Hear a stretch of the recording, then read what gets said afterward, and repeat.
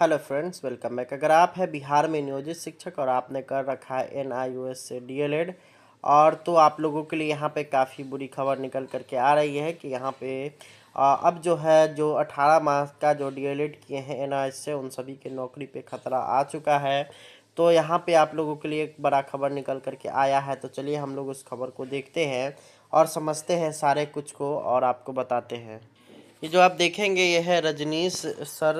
इनकी बातों को आप सुनिए और समझिए क्या कर रहे हैं। नौकरी जा सकती है, नौकरी जा हाँ सकती बिल्कुल है। जा। 19 के बाद जितने लोग ज्वाइन हुए हैं, मतलब कि बीपीएससी टीआरई 1.0 में जो लोगों का सिलेक्शन हुआ है, जिन्होंने एनआईओएस से डीएलएड कर रखा है, उनकी नौकरी जा सकती है। टीआरई 1 ही नहीं, 2019 में जो नियोजित शिक्षक ज्वाइन किए हैं एनआईओएस के आधार पर, उनकी भी जा सकती है। 19 से पहले के लोग जो ज्वाइन है, जो 19 से पहले ज्वाइन है, उनका सरकार अलग से ट्रेनिंग करवाई थी, उनका नहीं जाएगा।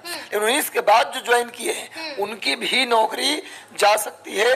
और ये टीआरई 1 की तो कंफर्म है कि जाना तय है। लेकिन एक वहां पर मुझे लगता है कि एक मेरी बात हो रही थी, एक वकील है सुप्रीम कोर्ट में, वो बोल रहे थे कि यदि कोई नियुक्ति की नियमावली होती है, उसमें नियम होता है कि यदि आपने ज्वाइनिंग करने के बाद सरकार की ट्रेनिंग कर लिया, जैसे सरकार अलग से ट्रेनिंग भी कराती है, 7 दिन 10 दिन की करा रही है, यदि उस ट्रेनिंग को कंप्लीट आप कर लेते हैं तो नौकरी के नियम के अनुसार, नौकरी के अधिकार के तहत आप सुप्रीम कोर्ट, हाई कोर्ट में दरवाजा खटखटा सकते हैं कि हमने सरकार में ज्वाइन करने के बाद 10 दिन 20 दिन की ट्रेनिंग कंप्लीट की है, तो मेरी नौकरी नहीं जानी चाहिए।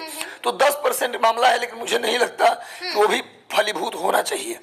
मतलब खतरा तो है, खतरा है, बड़ा खतरा है। और स्पष्ट रूप से बता दूं कि नया जो लिस्ट जारी होने वाला है 4700 लोगों का, उनकी मतलब जो लोग अपने सप्लीमेंट्री रिजल्ट का वेट कर रहे हैं, उनको भी हो सकता है कि सरकार बुला ले, लेकिन बुलाने के बाद भी उनकी नौकरी जाने का खतरा होगा। क्योंकि अभी सरकार, चूंकि माननीय न्यायालय के डिसीजन के बाद सरकार का अभी तक कोई स्टेटमेंट नहीं आया कि हम अगला जो सप्लीमेंट्री देंगे उसमें नहीं उसको लेंगे कि नहीं लेंगे, ऐसा कुछ नहीं आया है। तो हो सकता है कि सप्लीमेंट्री रिजल्ट में उनको शामिल कर ले, ट्रेनिंग भी दे दे उसी तरह जैसे उनको दिया है टीआरई 1 वाले को। लेकिन बाहर जाने का संभावना है, आज नहीं तो कल। वो 10% जो मामला मैंने बताया कि नौकरी के नियम के तहत ट्रेनिंग ले लेने के बाद हो सकता है कि उनकी नौकरी अपील करने के बाद बच जाए। या सर, हमारा संविधान में कई ऐसे कानून हैं जिसका व्याख्याकार, अंतिम व्याख्याकार सुप्रीम कोर्ट होता है। संविधान का गार्जियन, संविधान का संरक्षक वही होता है, शीर्ष अदालत है, और वो कंसोर्डियम ऑफ कॉन्स्टिट्यूशन होता है।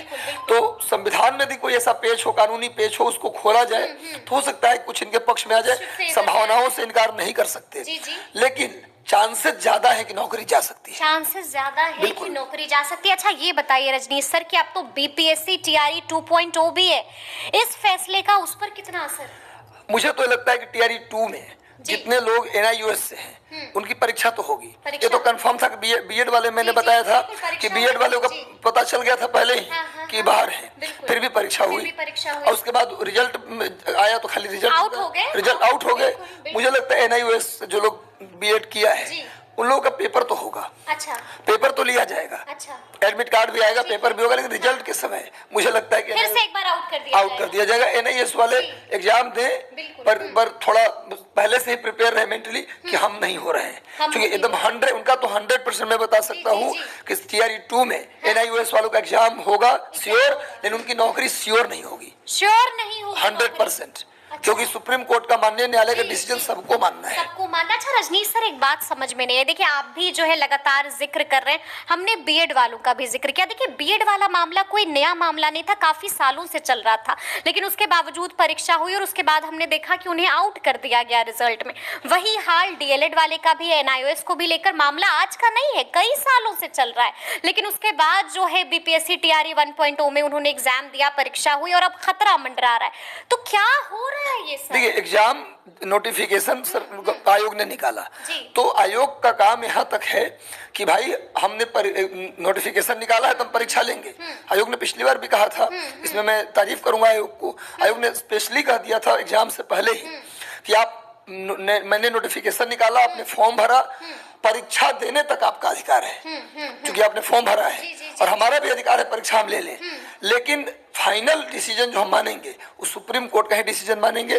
वो परीक्षा से पहले ही बात परीक्षा ले लिया उन्होंने, अलग बात है। अब कहा भी क्लियर कट कि हम परीक्षा ले रहे हैं, लेकिन एक उम्मीद की किरण तो जगा दी ना, एक उम्मीद की किरण जगा दी और उसके बाद हमने देखा कि झटका मिला है। हाँ। और अब तो डबल झटका, अब तो डीएलएड वालों को हाँ, उम्मीद हो जाने के बाद जब झटका लगता है तो थोड़ा ज्यादा तकलीफ होती है। लेकिन देखिए मैम, संभावनाओं से इनकार नहीं किया जा सकता।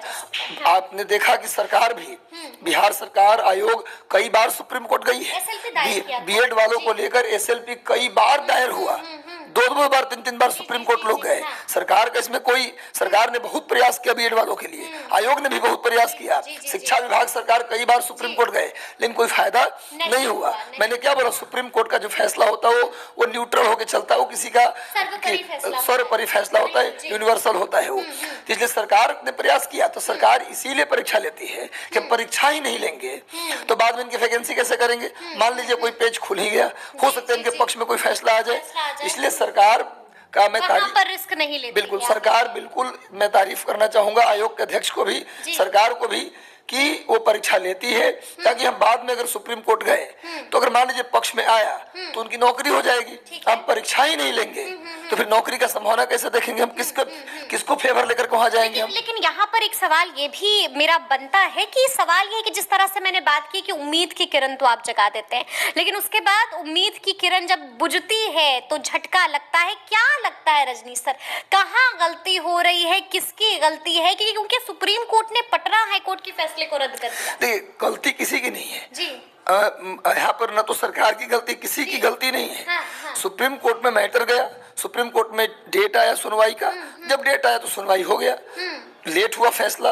अगर हाँ ये हो जाता कि थोड़ा पहले फैसला आ जाता, फॉर्म आने के जस्ट पहले, तो उस समय सरकार आयोग अपना नोटिफिकेशन में निकाल देता है कि नहीं उस वाले नहीं भरे। लेकिन थोड़ा फैसला जब सुप्रीम कोर्ट में जाएगा, उस केस का डेट आएगा, क्योंकि सुप्रीम कोर्ट में लाखों फैसले पेंडिंग है, तो जो डेट आता है और जिस डेट में पड़ा फैसला हुआ। अब एक अलग दुर्भाग्यपूर्ण बात है कि फॉर्म पहले आ गया, ये अलग बात, किसी की गलती यहाँ नहीं है, न तो सरकार की गलती न आयोग की गलती। और सुप्रीम कोर्ट तो जब वहाँ मैटर जाएगा, जब उनके सामने फैसला आएगा तभी तो फैसला देंगे, अपने मन से तो फैसला होगी नहीं, प्रोसेस उसका एक होता है। तो कहीं किसी की गलती नहीं है कि बच्चों का दुर्भाग्य कहिए कि समय पर सब कुछ नहीं होता है, और जो आप चाहते हैं ये बच्चों का दुर्भाग्य कहिए, किसी की कोई गलती नहीं। सरकार भी बीएड वाले में भी बहुत प्रयास किए थे, हम सरकार की कहीं कोई कमी नहीं मानेंगे। इस बार भी सरकार एग्जाम ले रही है एनआईओएस वालों का, तो यही सोच के कि हम जाएंगे कोर्ट ताकि कुछ हो जाए उनके लिए। तो आप लोगों ने यहाँ पे सुना किस तरह से यहाँ पे बताया जा रहा है कि जो भी शिक्षक 2019 में बहाल हुए नियोजित, या फिर 19 के बाद में यानी 2022 में जो भी एनआईओएस से बहाल हुए हैं, उन सभी शिक्षकों के जॉब पे जो है यहाँ पे खतरा आ चुका है। और उससे पहले जितने भी बहाल शिक्षक उनको सरकार ने करवाया था, तो उनको घबराने की आवश्यकता नहीं है। तो उम्मीद करते हैं कि आपको वीडियो पसंद आया होगा। इस वीडियो को ज़्यादा से ज़्यादा शेयर करिए ताकि अन्य लोगों को जानकारी मिले। धन्यवाद, थैंक्स फॉर वॉचिंग।